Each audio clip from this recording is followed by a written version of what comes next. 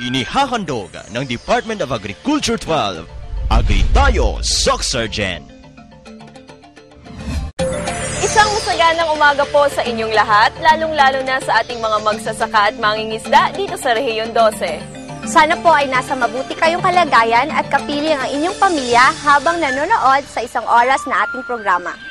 Alam mo ba, Marina, sa pangatlong episode na tayo at sa ating third episode ay may bago tayong paksa na pag-uusapan na talaga namang kaabang-abang at dapat ninyong tutukan. Kaya wag na natin patagalin pa at simulan na natin ang pagtuklas sa ganda at sigla ng agrikultura dito lang sa Agri Tayo, Soc Sergeant.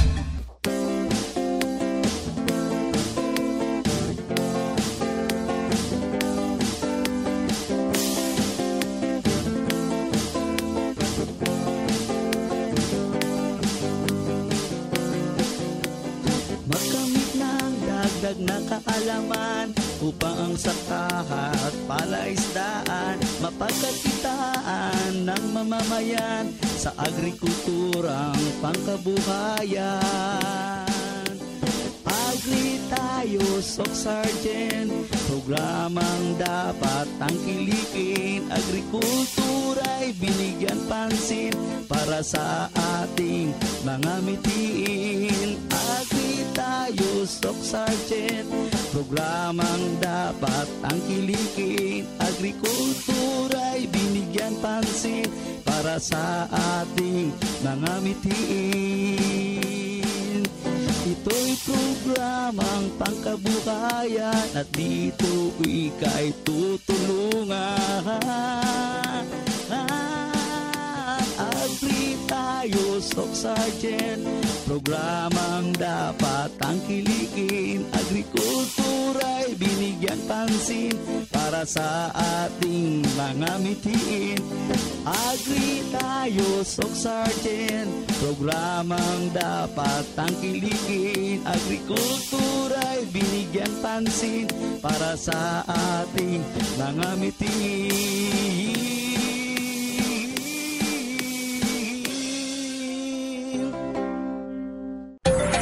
Tapos na nating talakayin ang tungkol sa palay at mais at sa ating ikatlong episode, ang ating magiging paksa ay tungkol sa high-value crops. Tama ka dyan, Angel. Ang ibig sabihin niyan ay pag-uusapan natin ang mga priority commercial crops dito sa Region 12, tulad ng kape, goma, saging, at iba't iba pang uri ng mga prutas at gulay na talaga namang hitik dito sa rehiyon. Kaya naman sa ating mga masusugid na taga-subaybay, tutok lamang tayo sa ating isang oras na palatuntunan na hatid sa inyo ng Department of Agriculture 12 sa pangunguna ng ating Regional Executive Director, Amalia Hayag Datukan. Pero bago tayo formal na magsimula, narito ang agri-talinong sagot sa tanong natin last week. Ayan, at ang ating first ever agri-talino ay si... Congratulations! At dahil dyan, makakatanggap ka ng isang Cara de Carabao. De, joke lang. Ang ating pong winner ay makakatanggap ng isang pack bag at isang t-shirt mula sa Department of Agriculture 12. Yun lamang po, maraming salamat at congratulations! Para sa detalye ng ating mga balita, ay pinahayag ni Agriculture Secretary Alcala na hindi titigil ang kagawaran na makamit ang 100% kasapatan sa bigas sa bansa bago ang 2016. Maki-Agri Balita kay Ms. Nelly Ilianan. Buong kumpiyansang sinabi ni Agriculture Secretary Proceso Alcala na magpapatuloy ang adhikain ng Pilipinas na makamit ang 100% rice self-sufficiency target ng kasalukuyang administrasyon bago ang taong 2016. Sa kabila ng pagkabigong maisakatuparan ng ambisyon nitong maging sapat ang bigas, buong pagmamalaki pa rin sinabi ni Secretary Alcala ang 96% rice self-sufficiency status na naitala ng bansa noong 2013. Ayon pa sa kalihim, mas mataas ito ng 14% kung ikukumpara sa 82% lamang noong 2010. Dahil dito, bumaba rin ang rice importation mula 2.4 milyong metriko tonelada noong 2010 sa 300,000 metric tons noong nakaraang taon.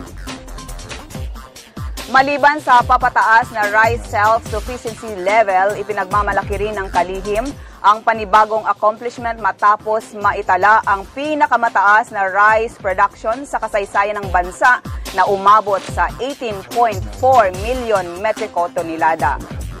Sinabi ni Secretary Alcala na ang pagtaas sa produksyon ng palay ay bunga ng iba't ibang interbensyon ng gobyerno sa mga magpapalay sa buong bansa gaya ng konstruksyon, ng pagsasaayos ng mga irigasyon at iba pang mga sistemang patubig, maging ang pamamahagi ng iba't ibang makinaryang pansakahan at post-harvest facilities. Tuloy-tuloy tayo sa ating agribalitaan. Maliban sa mga natatanging magsasaka at mga mangingisda, humahakot din ng parangal ang Agricultural Extension Workers ng Rion 12 sa taunang National Quality Corn Awards. Maki-agribalita mula kay kasamang Chat Muñez. Nakatakdang gagawaran ng parangal ng Department of Agriculture ang 10 Agriculture Extension Workers mula sa Sorsogon Region para sa taunang National Quality Corn Achievers Award na gaganapin sa Cagayan de Oro City ngayong Nobyembre. Inilala ni DA12 Regional Executive Director Amalia Hayag Datukan ang 10 corn technicians na sina Danilo Puno, Elia P. Lopez, Jocelyn Ragunton, Lily Flor Balos, Maria Eden Barredo, Rolando Erese, Sheila Marie Acenas, Henny Pusta mula po sa bayan ng Alamada. Sina Elizabeth Salaw naman ng Carmen at Delina Abilianida ng Misayap ay mula din po sa lalawigan ng North Cotabato. Bilang national awardee, tatanggap ang bawat isa ng 20,000 pesos handog ng Agri-Pinoy Corn Program sa pangunguna ni Agriculture Secretary Proceso Alcala at National Corn Program Director Edelberto De Luna. Sinabi pa ng opisyal na ang mga nabanggit na awardees ay napili matapos nilang mabigyan ng patnubay ang mga mamais sa kanilang lugar na matamo ang mataas na ani sa pamagitan ng pagtuturo sa mga ito ng mga makabago at siyentipikong sistema sa pagsasaka ng mais. Isasabay ang pagpaparangal sa 10th Philippine National Corn Congress sa Cagayan de Oro.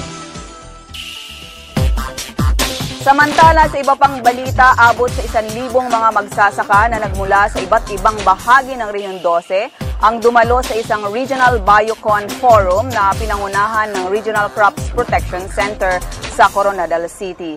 Maki-agribalita mula kay kasamang Lito Mariano Salvo.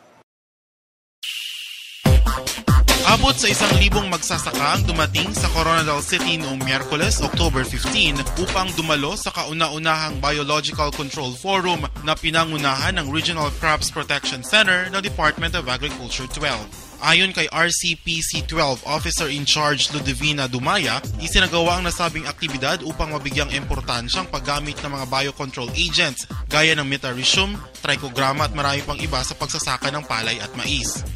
Ibinahagi pa ng opisyal na mayroon ng 26 na village-level biocon laboratories sa iba't ibang panig ng rehiyon na kung saan ang 12 ay nagsisimula na mag-produce ng mga biocontrol agents.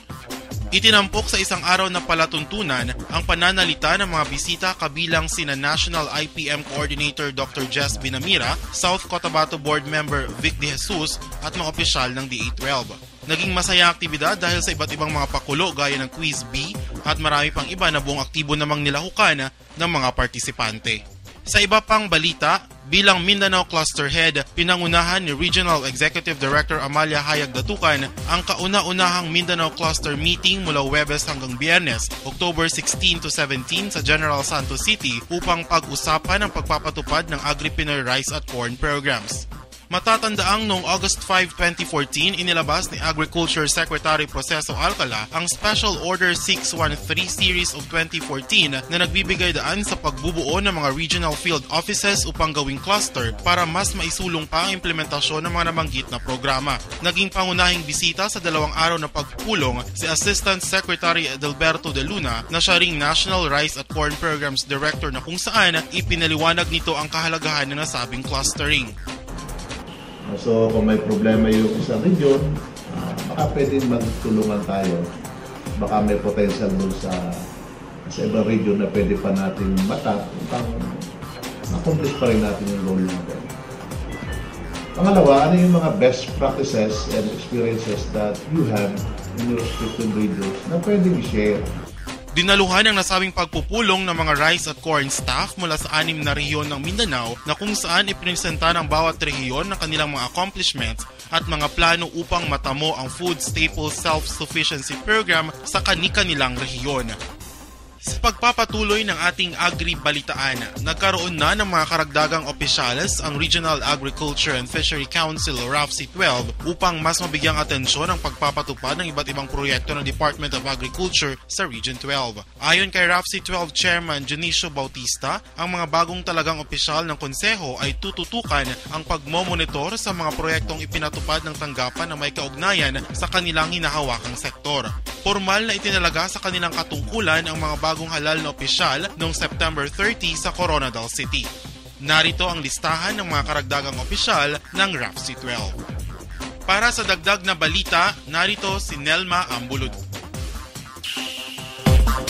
Pinaaabot ng isang grupo ng mga magsasaka sa Coronadal City, South Cotabato ang kanilang pasasalamat sa Department of Agriculture sa mahigit 3 milyong pisong halaga ng mga proyektong agrikulturang kanilang natanggap mula sa ahensya. Ayon kay Ginang Modesta Dolormente, ang kasalukuyang manager ng kooperatiba ng mga magsasakang Pilipino ng Timog Cotabato o Comatiko, napakaraming biyayang kanilang nakuha mula sa DA na kanilang ginagamit upang mas mapaganda ang sistema ng kanilang pagsasaka. Ibinahagi ni Dolormente na pinagkalooban ng kanilang grupo noong 2011 ng iba't ibang makinaryang pansakahan gaya ng 3 unit ng hand tractor na may kasamang trailer.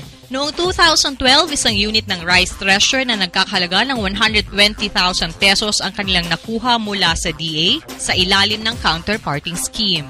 Maliban dito, isa rin ang Comatiko sa napakaraming grupo ng mga magsasaka na pinagkalooban ng warehouse at multi-purpose drying pavement o MPDP na nasa 160,000 pesos ang kabuang halaga. Nitong taon lamang, formal na rin pinagkaloob sa kooperatibang isang unit ng village-type corn on cobs dryer na nagkakahalaga ng 3 milyong piso at tig-isang unit ng cassava grater at juice extractor na nasa 150,000 pesos mula sa Agri-Pinoy Maisan Program. Samantala, mahigit sa 300 mga magsasaka ang dumating sa kauna-unahang mini-ulat sa bayan ng DA-12 sa bayan ng Banisilan, North Cotabato upang malaman ang mga proyekto at programa ng DA-12. Dumalo ang mahigit sa 300 katao mula sa 20 na barangay ng Banisilan, North Cotabato sa mini-ulat sa bayan sa kanilang lugar noong Huwebes, October 16 na isinagawa ng Department of Agriculture 12. Binubuo ng mga magsasaka, barangay at lokal na opisyal ang mga partisipanteng lumahok sa nasabing aktibidad na pinangunahan ni Mayor Betty Aliado. Sa ibang relasyon, mangulma. Pero kita dire-dire, ginahuna-huna siyang tao, kung farmer ka, ikaw ang pinakalis fortunate. Kaya naman, pirmi lang kita na in English, kay pirmi lang daw short, pero sa tinuod, hindi lang kita mag-rely sa isa na produkto na makabuhi sa aton, makasustain sa pagginahanglanon all throughout the year. Kaya madamo ang dapat nahimo sa aton kaumahan, hindi lamang mais, kundi may madamo pa nga mga crops na dapat naton ibutang sa aton kaumahan, kagsubong mga livestock. Itinampok sa mini-ulat sa bayan ang pag-uulat ng mga accomplishments maging ang iba't ibang interbensyon na maaaring makuha ng mga magsasaka mula sa Agri-Pinoy Banner Programs at iba't ibang special projects ng DA.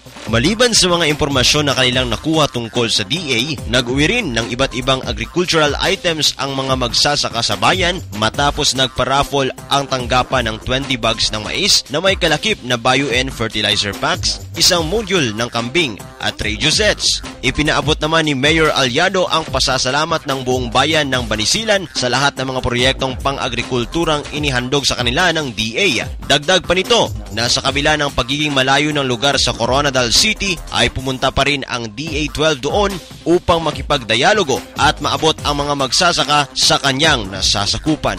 Para sa Agri-Tayo Sock Sergeant, ito si Carl Aguilion.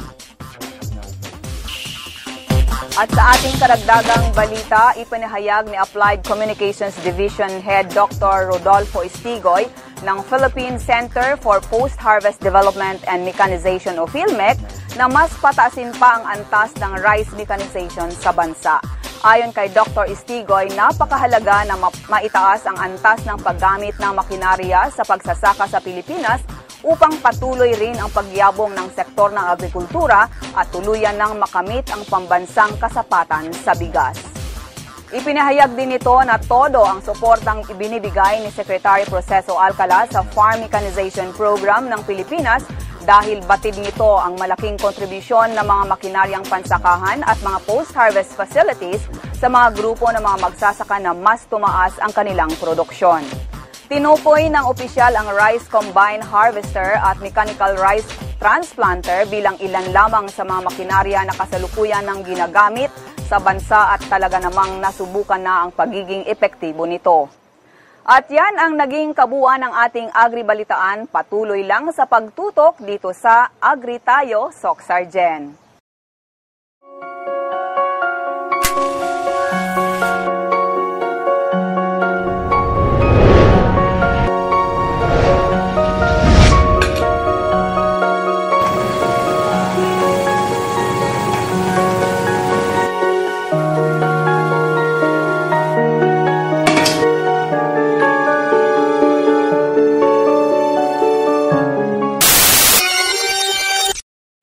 Sa isang araw, ang bawat Pilipino ay nagsasayang ng 2 kutsarang kanin. Katumbas ng mahigit na 1.7 million kilos kada taon na kayang magpakain ng 2.7 million Filipinos.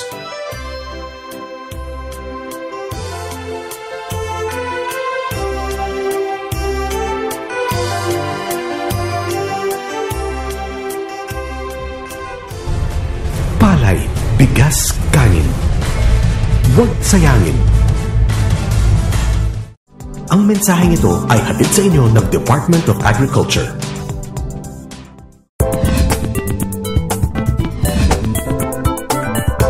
Alam ba ninyo na ang Socsargen Region ang pinakamalaking producer ng kape sa buong bansa?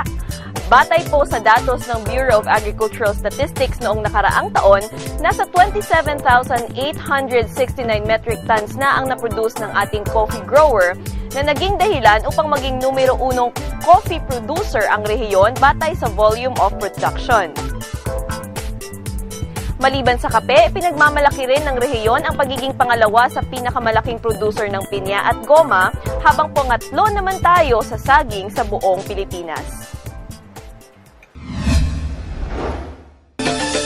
Masaganang umaga po sa inyong lahat. Ngayong umaga, makakasama natin ang focal person ng HVCEP ng Region 12, walang iba kundi si Dr. Jocelyn Torres. Doc, kamusta po kayo? Magandang umaga po, Angel, at saka ating mga mamayan dito sa Region 12. Okay, Doc, alam ko po na kayo ay ready na nasagutin ang aking mga tanong. So for your first question, Doc, para sa kabatiran ng ating mga manunood, ano po ba itong Agri-Pinoy High Value Development Program? Ito po ay isang programa ng ating departamento na kung saan tinututukan po natin ang 5 major commodity na high valued. Ito po ay ang rubber, coffee, cacao, mga gulay at ang ating mga prutas dito sa rehiyon. Kung pinag-uusapan po natin ang mga prutas, kabilang na po dito ang mangga, saging, durian at iba pang mga high-valued crops na pwede po nating i-market sa ibang region at ibang bansa. So sa fruit at sa gulayan naman, lahat po ng klase ng gulay. Mapabilang man siya sa upland o sa lowland, namimigay po tayo dito ng programa para matulungan ho natin ang ating mga magsasaka na mapaunlad ang kanilang mga income at saka ekonomiya doon sa kanilang mga probinsya o mga nayon. So far, Doc, kamusta naman po yung mga recent accomplishments ng ating Agri-Pinoy HVCDP? Sa ngayon po, marami na po tayong mga interventions na ipamigay sa ating mga magsasaka. So kabilang po dito ang mga planting materials upang mapalawak pa natin ang ating mga area sa rubber at iba pang mga commodity. Namimigay po tayo ng quality planting materials para sa rubber, kape at saka sa kakao. Maliban po dito, namimigay din po tayo ng mga seeds para po sa ating mga gulay. para naman ho sa ating mga nagpo-produce. Kasi gusto ho natin na yung ating mga pinamimigay ng mga planting materials is kalidad. So ito namang mga organized group natin, tinutulungan natin mag-establish na isang magandang nursery na kung saan mayroon na silang scion group o budwood garden kapag ito ay isang rubber nursery. So maliban po dyan, pati na greenhouse at saka ito namang mga tissue culture laboratories para po ang ating mga pinamimigay na planting materials para sa sagingan ay galing na po, disease-free na siya. So maliban dyan, pati na rin po itong ating mga irrigation facilities. So meron tayong shallow tube well at saka SFR o yung small farm reservoir na kung saan ito ay magiging source ng kanilang patubig lalong-lalo na kapag tag-init.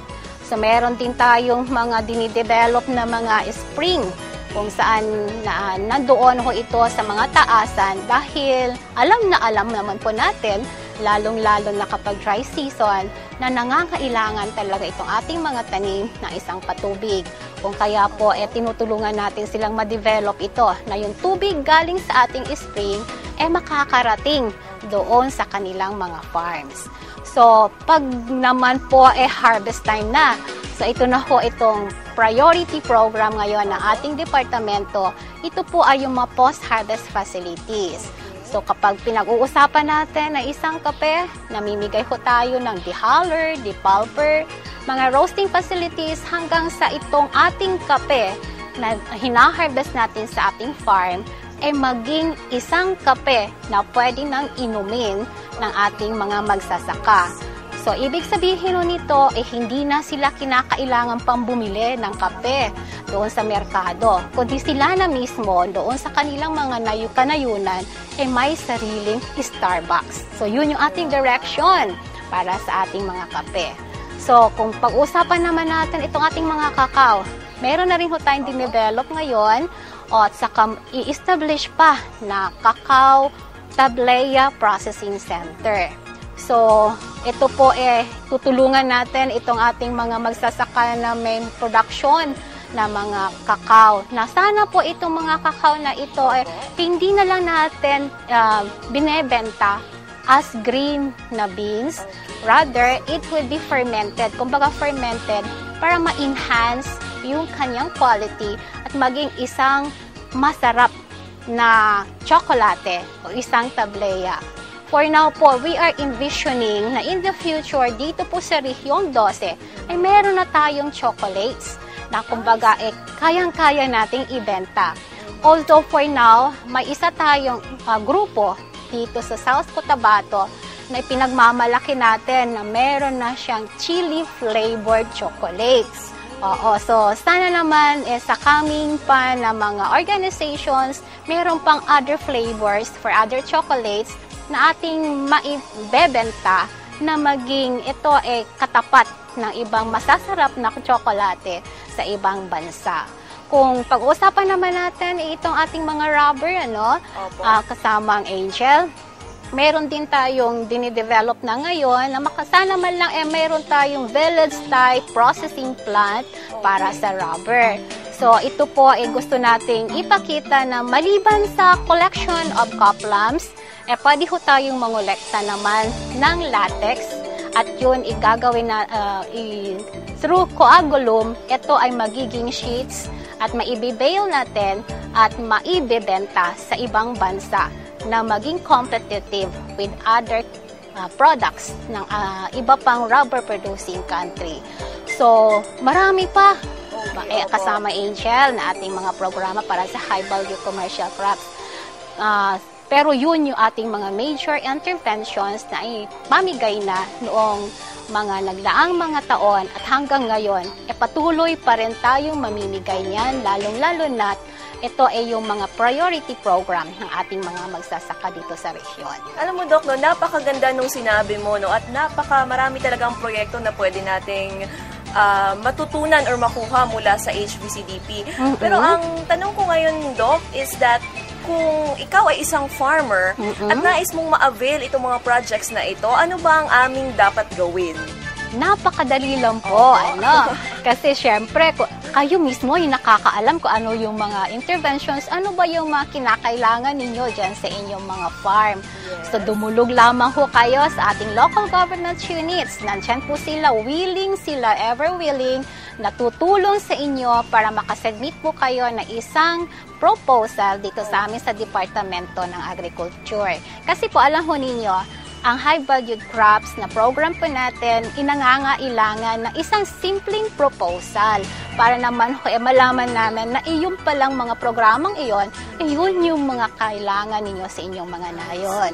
So, pag padala nyo po sa amin yung mga programa na yon, isang proposal na yon, agad-agad ho naman namin titingnan at i-verify po na ating mga technologies kung ano po yung mga priority natin ngayon sa rehiyon at maipapagkaloob po natin sa inyo kung ano man yung programa na yon. Okay. So lastly, Doc, magtatanong po ako sa inyo, baka meron pa po kayong mga information or message na nais ninyong ibahagi sa ating mga farmers na nakatutok sa atin ngayon? Sa muli, siguro, Angel, amin pong pinapasalamatan ang ating mga magsasaka. Sila po yung ating mga partners sa development for the high-valued crops. Sana po patuloy kayong sumuporta sa programa ng departamento at patuloy ho kayong mag-submit sa amin ng inyong mga proposals para naman ho sabay-sabay tayong gagawing napakaunlad ang ating rehiyon. Di lamang po sa ibang mga produkto, kundi lalong-lalo na po sa high-value commercial crops kasi ito po yung programa na gusto ho nating tutukan sa susunod pang mga taon. Okay, maraming salamat, Doc Jo.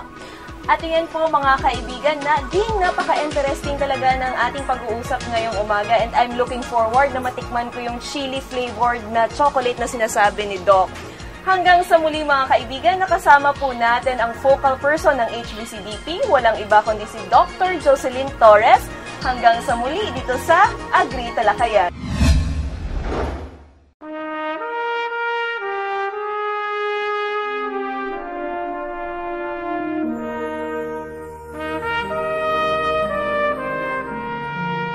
Anumang pangarap ay matutupad sa pamamagitan ng ibayong pagsasanay at tamang nutrisyon. Isinusulong ng Department of Agriculture ang pagkain ng bigas na puting mais dahil sa mga benepisyo nito sa ating kalusugan. Mayaman ito sa protina at mineral. Mataas ang taglay nitong fiber na nakakapagpababa ng kolesterol at nakakatanggal ng toxin na siyang pinagmumulan ng colon cancer. Mabagal matunaw ang mais, kaya't maiiwasan ang pagtaas ng blood sugar na sanhi ng diabetes. Mas tumatagal ang pagkabusog at napapanatili ang lakas at tatag ng ating katawan sa mais. Kaya, ito ang pagkain ng kampyong katulad ko. Mais, para sa mas malakas at malusog na Pinoy, magmais tayo.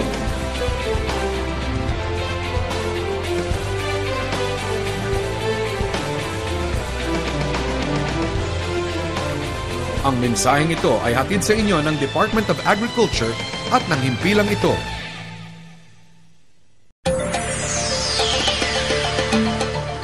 Kasalukuyan pa rin po kayo nakatutok dito sa Agri Tayo Soxergen. Alam mo ba, Marie, na pag nakakakita ako ng prutas na mangustin, ay isang tao lamang ang pumapasok sa aking isipan? Oo, at alam nyo kung sino yon? Walang iba kundi si Ginang Elia Pobre na ngayon ay mayaman na dahil sa mangustin na nagmula pa sa Alamada, North Cotabato. Kung si Elia Pobre na ngayon Elia mayaman na ay naging matagumpay dahil sa mga mangustin, si Ginoong June Roque naman ng Magpet ay nasumpungan ang tagumpay sa buhay dahil sa pagsasaka ng saging. Kaya naman, Marie, sila ang ating itatampok ngayon sa ating back-to-back na Tatak Agribida. Magandang araw po sa inyong lahat. Ako po si Ginang Elia Duterte Pobre, taga Lower Dado, Alamada, Cotabato. Nominee po sa High Value Crops Farmer category. Na-assign po ako dito sa Lower Dado bilang isang guro. Dito ko po nakilala ang husband ko. Isa po siyang farmer May ari po siya ng 5 hectares farm lot. So, ako bilang na-assign na guro dito, hilig ko rin ang farming. So, siguro, nagkaisa kami na we will go farming.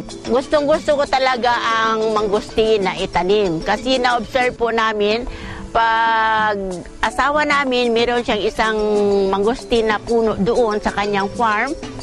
Maraming bunga. Hindi kami nagkaroon ng problema sa kahoy na yan. Kaya naisip namin na siguro ito ang magandang investment natin balang araw. Sa ngayon, kay mahal man ang mangustin, actually yung mangustin namin, yung kinukuha yan ng midsayap. May mga fruit stand doon na yun talaga ang kumukuha sa amin. Ipinapadala namin sa jeep. Pagkatapos, i-deliver sa kanila. Every week, pupunta lang ako doon para mag-cobra ng pera. So, kinukuha po sa amin ng 80 pesos per kilo. Sa isang hektarya, makaproduce kami ng mga almost, sa isang harvest, ng 3,000 kilos. Napakalaki po ng naidulot sa amin na asinso ng mga high-value crops namin, especially ang aming mangosteen. Sa presyo na 80 pesos, of course, malaki-laki rin ang kita namin. Iniipon po namin ito hanggang nakabili kami ng mga farms na ibinibigay namin sa aming mga anak. Pinamana, pagbili namin, diretso na sa kanila yung area na yan with title. Pagkapitan ko, meron kaming isang Rural Improvement Club lang sa aming barangay. Pero nang nakaupo na ako, nag-organize pa ako ng mga RIC sa lahat ng purok. So, meron kaming 8 purok. Naka-organize ako doon ng mga RIC sa bawat purok. Binigyan ko ng seed capital galing sa barangay fund namin. Nag-budget talaga ako para sa kanila ng kahit kunti lang. At saka, dinagdagan ko ng aking sarili. Para at least, magkaroon sila ng maganda-gandang project para sa kanilang organisasyon. Sa farm naman namin, bali ang mga kapitbahay namin. In fact, meron kaming sariling 5 households na nandyan sa loob ng aming area. Nag-maintain sa areas namin, may daily income sila. Kung farmer ka, dapat maging masipag ka. Pagkatapos, magkaroon ka ng vision kung ano ang mga future plans mo para sa farm mo. Hindi lang basta nagtrabaho ka na wala kang plano. So, kasipagan, planuhin mo kung ano talaga ang gusto mong mangyari sa farm mo. Tsaka, dagdagan mo rin ang panalangin sa Panginoon. Dahil sa banana, sa saging, nakapag-aral kami. Tapos napag-aral ko yung mga anak ko. At saka nakapatayo tayo ng bahay. Nakabili tayo ng sasakyan. At saka nakadagdag tayo ng lupain. Patuloy na umaasenso ang kanilang buhay dahil sa pagsasaka ng saging. Ito ang katotohanang hindi kailanman may pagkakaila ni Ginoong Ecclesiastes S. Roque ng Mag-et North Cotabato na mas kilala sa tawag na June. So yun ang nagpaaral sa amin hanggang sa ngayon, pati yung mga anak ko, yun pa rin ang nagpaaral sa kanila. Noong 2001 ay nagsimula si June na pangasiwaan ng sarili niyang taniman ng saging na minana pa niya mula sa kanyang mga magulang. Dilingid sa kanyang kaalaman ang mahirap na pagsisimula ng kanyang proyekto, ngunit dahil sa karunungang ikinintal sa kanya ng kanyang mga magulang, ay pinag-ibayuhan at lakas loob nitong pinanindigan ang napiling propesyon. Una niyang ipinunla ang mga banana suckers na inihandog ng Department of Agriculture sa mga small banana growers sa lalawigan ng North Cotabato. Mula noon, mababanaag mo sa mukha ni Ginong June ang kasiyahan dahil unti-unti nang namumukadkad ang kanyang sagingan. Ang pagsasaka ng saging ay maihahambing niya sa isang para siyang ATM, no, weekly or every other day, pwede kang mag-cutting, pwede kang mag-harvest at saka pera na. Ikinuwento ni Ginoong June na hindi naging suliranin ang merkado ng kanilang mga produktong saging. Ngunit ang isang dahilan kung bakit umaaray ang banana farmer ay dahil halos sumadsad na sa lupa ang presyuhan ng kanilang saging. Pero nung nag-start na ang magandang yung marketing na sinasabi natin na may mga linkage na kami, nag-start na doon yung kinikilo na yung saging. Fair na yung bilihan kasi tinitimbang na kung magkano yung kilo ng isang sipi mo, yun talaga ang binabayaran, yun ang worth ng isang sipi mo. Dito na pumasok ang Department of Agriculture upang makatulong na makakuha ng mas malaking kita ang mga banana farmer sa pamamagitan ng pagbubukas ng malalaking pinto ng mga oportunidad. Ang ilan sa mga hakbang ng DA ay ang pagsasagawa ng mga market matching at ang pagpapadala sa mga farmer-grower-producers sa mga trade fairs para kanilang maipakilala sa ibang panig ng bansa ang kanilang mga produkto. Sa tulong ng trade fairs, ng mga market matching natin na kinakandak ng DA, yung mga buyers ngayon ang pumupunta na sa amin kasi na nakikita na nila na nandito yung products natin, maganda yung produkto natin at saka marami yung products natin na dito pa sa farm kinukuha. Sila na mismo ang pumupunta dito. Hindi rin makakalimutan ni Ginong June ang isa sa pinakamalaking banta sa industriya ng saging. At yan ay ang pagdapo ng mga sakit at ang pagtama ng mga kalamidad na tahasang pumipinsala sa kanilang mga tanim. Ngunit dahil na rin sa likas na biyaya at taimtim na panalangin, ang bayan ng Magbet ay hindi pa nakakaranas ng ganitong mga unos. Dahil nga palagi tayong present sa mga seminars, trainings, updates on sa technology, naka-request kaagad tayo ng nung mga trainings on trainers of trainings doon sa fusarium control, no? Oo. Yun, nagkandak ang DA ng trainers training at saka kami din sa farmer level, nagkandak din kami ng mga barangay to barangay na mga farmers training para aware na ang ating mga farmers doon sa darating na sakit ng saging. Sa pamamagitan ng kanyang banana plantations ay nakapagbibigay din siya ng trabaho sa mga residente sa kanilang komunidad na sumasahod ng 200 piso kada araw sa pagmimintinan ng kanyang sagingan. Habang tumatagal ay lalong lumalawak ang taniman ng saging ni Ginoong June. Sa katunayan, mula sa 1 hektarya ay umaabot na ngayon sa 22 hektarya ang kanyang pagmamayari na kung saan higit sa kalahati ay nirerentahan nito. Yung owned lang is 10 hectares at saka meron tayong nirerentahan na mga 12 hectares, 22 hectares po. Aminados Ginong June na hindi magiging kaaya-aya at kapaki-pakinabang ang kanyang sagingan kung wala ang mga interbensyon at tulong ng DA. Umaasa si Ginong June na balang araw, marami pang mga magsasakang tulad niya ang makapagtamasa rin ng marangyang buhay at maabot ang matamis na rurok ng tagumpay mula sa saging. Nagpapasalamat po ako sa Department of Agriculture, especially Region 12, sa lahat ng tulong na ibinigay nila for the past, I think, mga 10 years to 13 years na sumusuporta palagi sa mga programa ng mga farmers, lalo na sa yung maliliit na nating mga farmers, naka-avail ng mga projects like planting materials, yung ibang mga packing house, at saka especially yung training talaga. Yun talaga ang nakapaganda ng industriya kasi doon sa training na binibigay, doon namin nakukuha yung mga technology kung paano mapa-improve o mapalaki yung aming sagingan.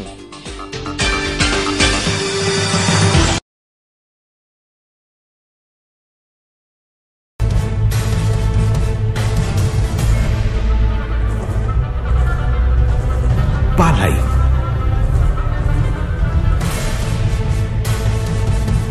bigas,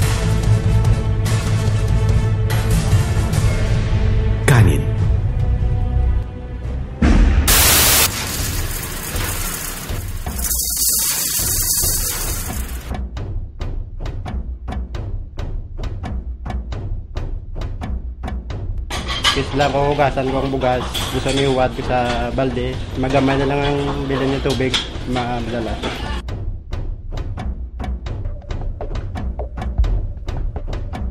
Sina bes mga dakanon elton sayang kay takema di takedalang tustus. So pwede obserba ng mga okasyon, kita nada gente ta saka manada kumida specialmente con el canon. Sobra aton nga panguwa kag busog na kitabi mga bay ano naton. Takaw-takaw na kami sa mata pero ang amon na appetite full na. Wala ginaubos tapos ginahaboy lang dayon. In magbayo, di ta masiguro in way roon maasag. Sa ang kanda suway, amin biyak sa nato in magbabayo.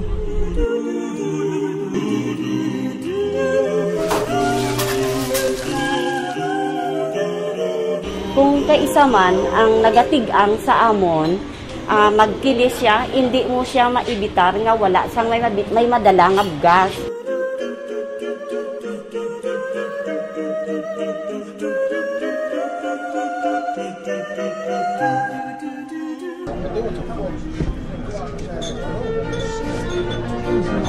Palay, bigas, kanin.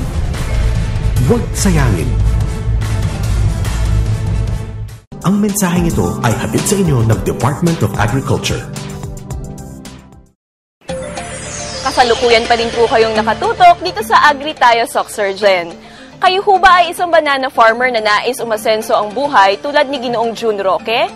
Bakit hindi ninyo subukan itong sinasabi nilang bud injection technology na malaki talaga ang maitutulong upang mapalaki ang bunga ng ating tanim na saging? Dagdag na timbang, dagdag na kita.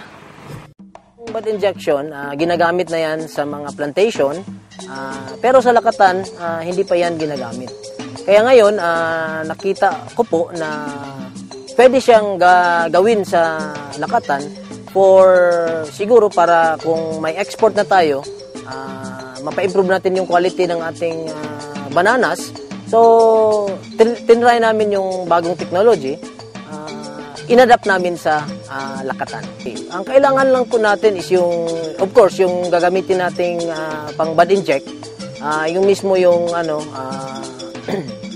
injector, tapos yung kawayan, and then meron tayong tangke na paglalagyan ng solutions, at saka yung solution na gagamitin natin, yung solution na ginagamit for bud injection na ginagamit ng matagal, yun pa rin ang ina-apply natin. Kaya lang, meron tayong hinalong content doon na pang-inject na lalaki yung ating mga saging. Kung binabad natin inject yung saging at shooting at rocket stage, no? Nasa rocket stage siya, doon pa natin ilagay natin yung yung solution para maproteksyonan yun sa sa sakit, yung anthracnose, especially anthracnose, fruit fly, at saka yung thrips na kadalasan ayun ang nangyayari sa ating saging na hindi maganda yung balat ng saging at saka maliliit siya. So ngayon, nilalagyan natin ng ating naimbento na pangpalaki at gaganda yun at kikinis yung saging natin at pwede na nating yung quality niya is export quality na talaga. Yung first step is, of course, titingnan natin yung ating mga gamit. Meron tayong spot gun at saka meron tayong yung improvised na kawayan na nilagay yung needle sa dulo at saka yung sprayer, knapsack sprayer or yung yung pwedeng container ang gagamitin natin. At saka, pagkatapos, i-apply na natin doon sa saging. At saka, and of course, siyempre, yung solution na gagamitin natin para doon sa target natin na puso ng saging. And after that, diretso na tayo, i-inject siya at rocket stage, no? Nakataas yung saging, 3 inches from sa tip ng buns niya, i-inject natin. Pagkatapos ng inject, yung solution is 60 ml per buns. Pagkatapos noon, lalagyan natin ng marker. Pagkatapos yung marker is kailangan yon para sa susunod nating ikot sa ating area, hindi na natin ma-double inject yung ating puno. And meron din tayong counter doon kung ilan na ang na-inject natin para pa madali yun sa recording natin na sa ngayong araw na ito, meron akong 3 or 4 or 10 or 100 na bunches na na-inject. Then pagkatapos noon, after 14 days, lalabas na yung puso, full na yung develop na talaga yung saging. At saka tatanggalin na naman natin yung puso niya. Tapos tanggalan natin ng flower. Pagkatapos putulin yung bud. At saka meron tayong solution na i-spray yung last 3 hands ng banana natin is lagyan natin ng solution na i-spray na naman natin ng hand spray para yon sa equal yung saging natin from sa ibabaw at saka sa ibaba the same. And of course iiwan natin yung isang finger sa ilalim para yon stopper para hindi aakyat yung lata or mabubulok yung pataas. Yun. And then after that babalutin na natin. And then pagbalot na natin after 70 or 10 weeks yun puputulin natin and ready na yon for packaging at saka i-market na natin. And ang advantage ng yung bud na ginagawa natin is nai-increase niya yung bunch weight, no? Noon nag-average lang ako ng 18, ngayon nasa 25. Abot nga ng yung iba, yung malalaking yung puno ko, abot talaga ng 35 yung kilo ng isang bunch. Ginagamit naman talaga yun sa plantation. Hindi siya harmful sa ating mga health, no? Kasi ginagamit na yun for the past 40 years na ginagamit nila. Kaya lang meron tayong dinagdag na mapapalaki natin yung saging natin. At saka increase yung bunch weight. So kung mag-increase yung bunch weight ng saging natin, syempre increase din yung kita ng farmer. Meron po kaming grupo ngayon, ang North Cotabato Banana Growers. So in short, tinatawag naming mga bananeros. Meron kaming grupo na nag-a-apply na, gumagamit na ng ganitong technology. At saka available ito sa aming may agri-supply tayo na doon namin nilalagay na doon magkuha yung ating mga farmers na gustong maka-avail. Tsaka mura lang po siya, no? Hindi siya mahal. Kung i-convert natin ang yung ilalagay natin na cost, no? Para maintindihan talaga sa farmers natin. Mga 5 pesos lang yung cost nung ilalagay natin sa saging natin. And kung mag-increase siya ng 2 kilo, so ang kilo ngayon ng saging is nasa 25 pesos per kilo. So kung mag-increase ang bunch weight ng 2 kilos, 50 pesos yun. At saka yung cost na ilalagay lang natin is 5 pesos or 6 pesos. So talagang kikita pa si farmer ng additional doon sa ilalagay nating technology doon sa saging niya. Mula sa saging, dumako naman tayo sa kape. Alam ba ninyo na may isang brand ng kape sa Kidapawan City na kasing sarap ng mga kape sa Starbucks? Tara at sabay-sabay nating higupin ang taglay na sarap ng Kera Coffee. Dito sa ang president namin, nagkaroon kami ng exposure doon sa Bukidnon, doon sa monks na meron silang kape sa part ng Balay Bukidnon, sa Maramag. Kasi may coffee kiosk doon ng ang Maramag. Pero hindi pa ito talaga na ng RIC. After ilang months, yung Kasilak Foundation nagpunta na dyan sa City LGU kung nagtanong kung kanino ibigay ang project na nila. So sabi ng dating mayor sa Rural Improvement Club, Producer Cooperative ibigay. So sa amin, kami ang nakakakuha. Mula noon, nagkaroon na ng maraming training, seminars Sa DA, yun, dumating yung facilities. Number 1, ang roasting machine, grinder, yung coffee moisture tester, meron silang sealer, at saka yung cutter. Gano'n po kalaki? At saka yung merong sorting table. Gano'n po kalaki yung budget po sa pagkakalam yung worth ng mga equipment? Yung sa DA, from DA lang? Mga 900,000. Ate Nene, 900,000, yes. Yung production galing sa foot of the Mount Apo. Yung mga barangay doon galing ang aming coffee beans na binibili namin. Kasi meron kaming coffee farmers doon na di-cluster. From the barangay Hinatilan, Indangan, Ilumabis, Perez, at saka Muhaw. Yung Arabica namin is from Hinatilan, barangay Hinatilan yun.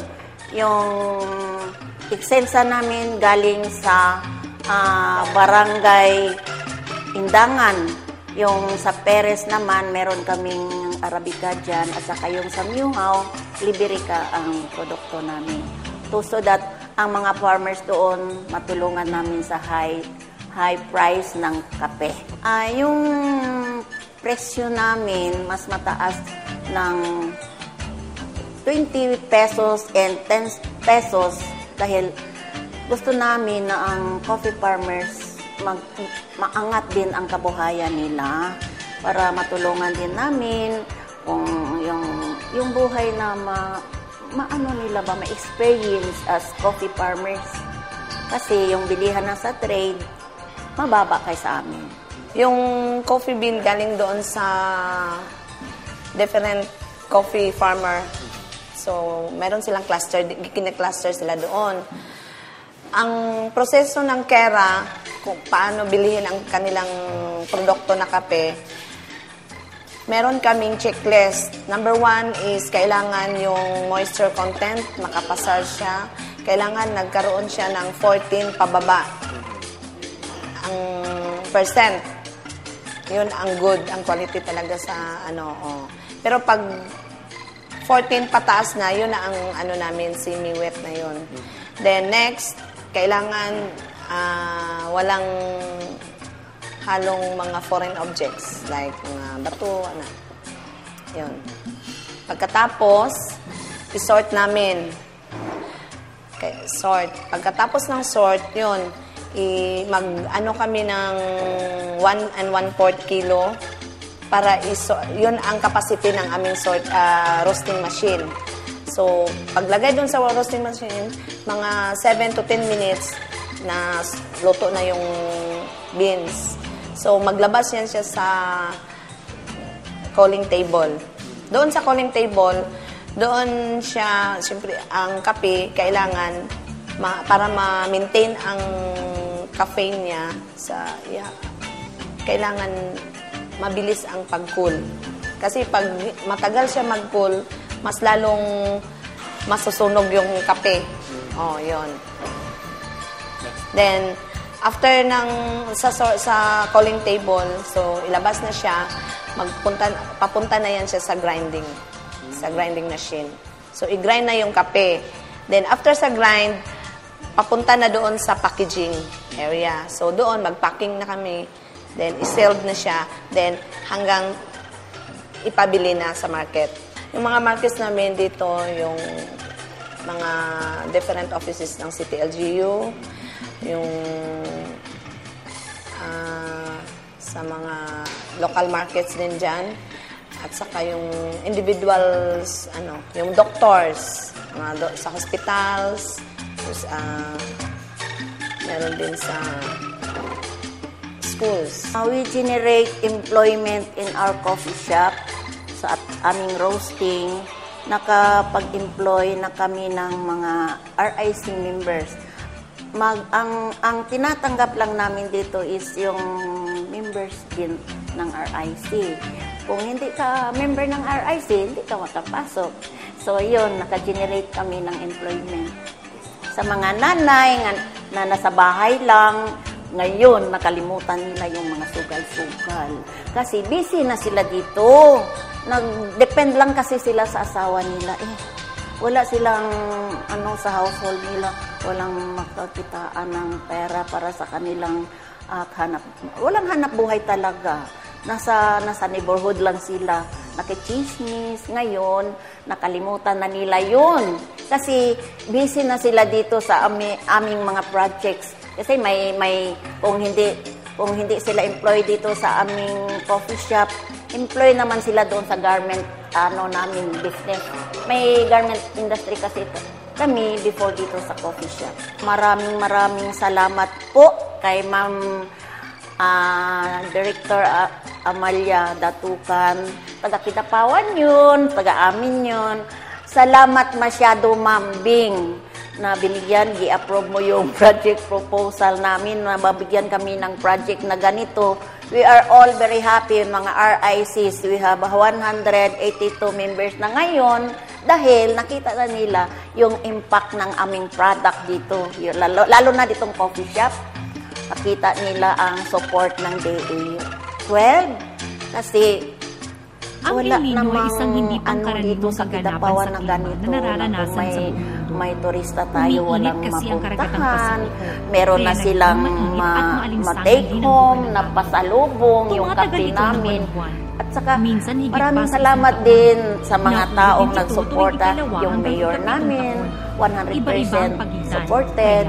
Yung DA12 talaga. Supportado talaga kami. Lahat na activity dito, yung Agri-Pinoy, Huli tayong dinalaw ng El Nino taong dahil dito sa project kung saan namin, we are so very happy na tinulungan kami ng DA. Nagkaroon din ng malawakang kakulangan sa tubig, pagkamatay ng mga lamang dagat, pagbaba ng produksyon ng mga pananim, malnutrisyon at pagtaas ng mga bilihin. Hindi biro ang mga epekto ng El Nino, kaya't wala man sa kamay natin ang pagdating nito, harapin natin ito ng may kaakibat na solusyon.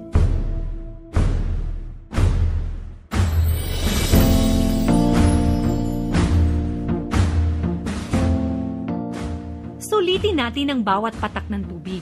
Siguraduhin maayos ang irigasyon ng mga sakahan. Dapat malinis ito at walang masyadong damo.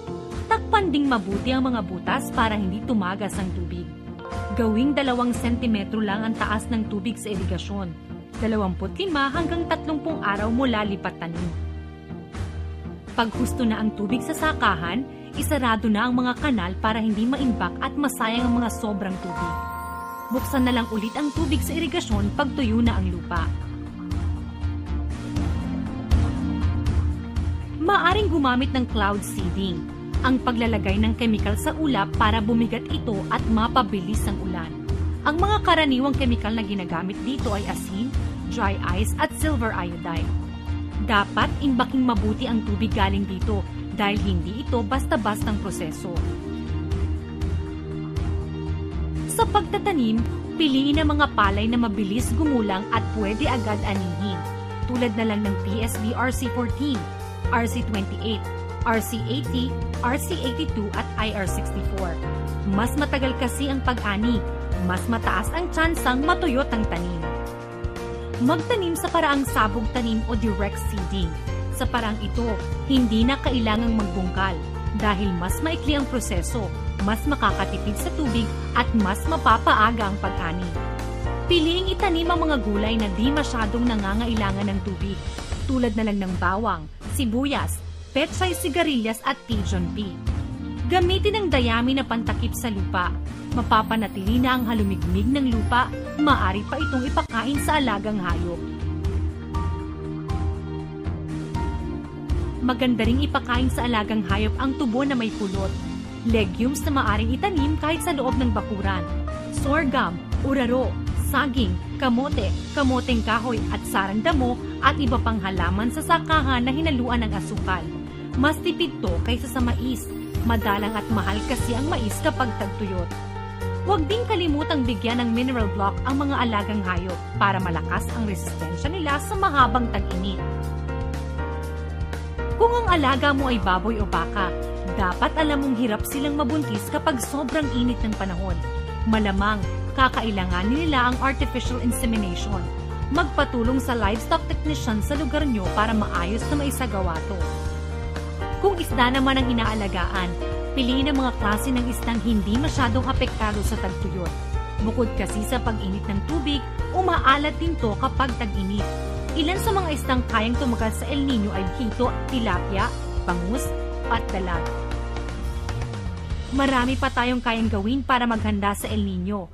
Para malaman ang lahat ng to, sumangguni sa pinakamalapit na opisina ng Department of Agriculture. Hindi lang kayo basta tuturuan ng iba't ibang paraan para maghanda. Tutulungan pa kayong magkaroon ng mga kagamitan at magsimula ng mga programa para rito. Sa susunod na pagbisita ng El Nino, sama-sama nating haharapin to. Huwag mag-alala dahil walang mawawala kung lagi tayong handa.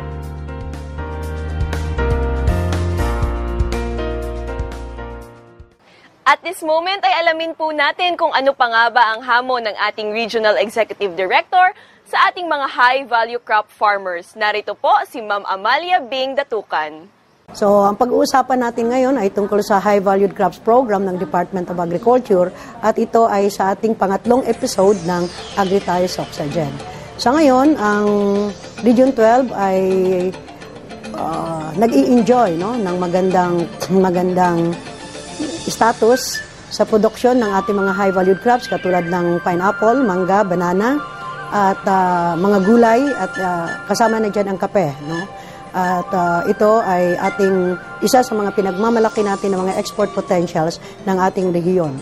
Ang layunin ng high-valued crops, particularly dito sa ating Agri-Pinoy program, ay upang mapalago or may pataas ang income ng ating mga magsasaka sa pamamagitan ng pag-produce ng mga pangangailangang sinasabi nating nasa mataas na antas na katulad ng kape na kailangan hindi lamang sa bansa, maging sa ating export market.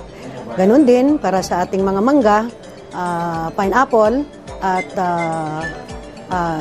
saging. So, marami ring pumapasok ng mga interventions ang Department of Agriculture sa high-valued crops katulad ng palay at mais. Mayroon din tayong intervention sa post-harvest facilities at sa farm machineries. At katulad pa rin sa nauna ko nang nabanggit na mga Agri-Pinoy program, ito ay nangangailangan lamang ng project proposals mula sa ating mga players or mga magsasaka. So lahat ating inaanyayahan na hindi lamang sana ang sektor ng palayan at maisan ang magiging aktibo sa larangan ng agrikultura, kundi siyempre na pati na rin sa high-valued crops. Sa high-valued crops, ulitin natin, high-valued, mataas ang antas, at ito ang magbibigay sa atin ng mas magandang income, hindi lamang para sa market sa loob ng Pilipinas, kundi maging sa labas ng Pilipinas. Nandito, ulitin ko, ang export commodities na pineapple, kape, saging, mangga, at iba pa.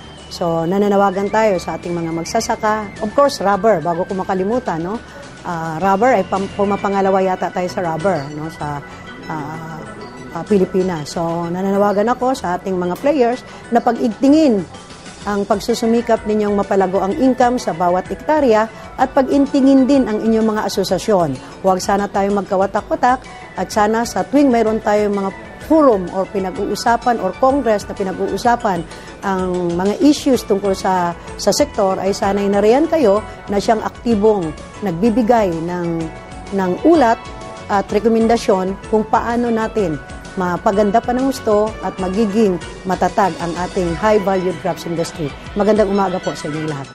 Talaga namang naging hitik sa panibagong kaalaman tungkol sa pagsasaka at pangingisda ang ating naging isang oras na pagsasama. Pero bago tayo magpaalam, narito muna ang listahan ng mga broadcast outlets kung saan mapapanood ang ating programa.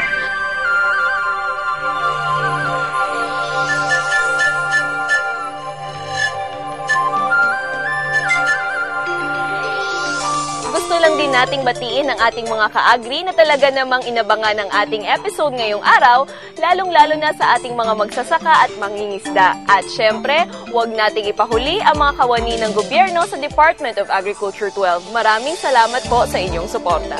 Maraming din pong salamat sa The Farm at Carpenter Hill for accommodating us. Sa susunod po ulit. At ang ating tanong for this week ay, para po sa inyong kasagutan, i-text lang ang DA, space sagot, comma, name, comma, address, at isend po sa 0939-505-7783 o di kaya i-post sa aming social media account. Sa ating mga viewers, maaari nyo rin pong sundan ang ating programa sa Facebook at Twitter sa AgriTayo Soc-Surgen. At para naman po sa inyong mga katanungan o episode suggestions, i-post lamang po sa aming social media accounts o di kaya ipadala sa aming hotline number na 0999-9236-054. Kaya tuwing Sabado, pagpatak ng alas 9 hanggang alas 10 ng umaga, sabay-sabay nating tuklasin at palaganapin ang ganda at sigla ng agrikultura dito sa AgriTayo Soc-Surgen.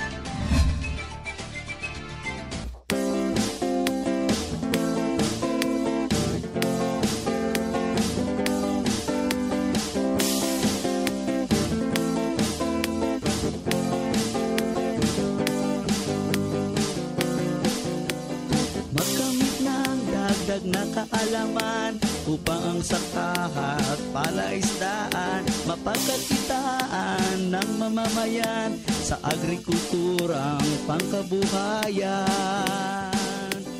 AgriTayo Soc-Surgen, programang dapat tangkilikin. Agrikultura'y binigyan pansin para sa ating mga mitiin. AgriTayo Soc-Surgen, programang dapat tangkilikin. Agrikultura'y binigyan pansin para sa ating mga mitiin. Ito'y programang pangkabuhayan at dito ika'y tutulungan. AgriTayo Soc-Surgen, programang dapat tangkilikin. Agrikultura'y binigyan pansin para sa ating mga mitiin. AgriTayo Soc-Surgen, programang dapat tangkilikin. Agrikultura'y binigyan pansin para sa ating mga mitiin.